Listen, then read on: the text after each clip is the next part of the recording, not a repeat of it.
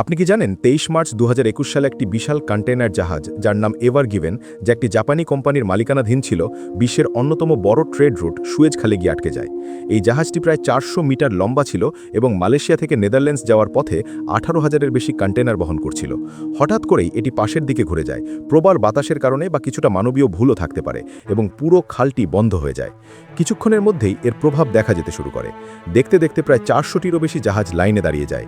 এই ছোট্ট খাল দিয়ে বিশ্বের বাণিজ্যের ১০%-এরও বেশি অংশ চলাচল করে। তেল, ইলেকট্রনিক্স, খাবার, এমনকি জীবিত পশু বহনকারী জাহাজও মাঝপথে আটকে পড়ে।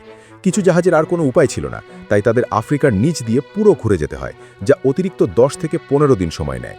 প্রতিদিন খালটি বন্ধ থাকার কারণে বৈশ্বিক অর্থনীতির প্রায় $১০ বিলিয়ন ক্ষতি হচ্ছিল।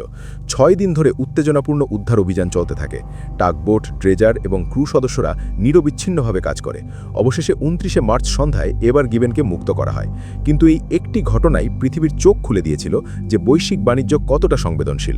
শুধু একটি ভুল আর পুরো বিশ্ব থমকে যেতে পারে।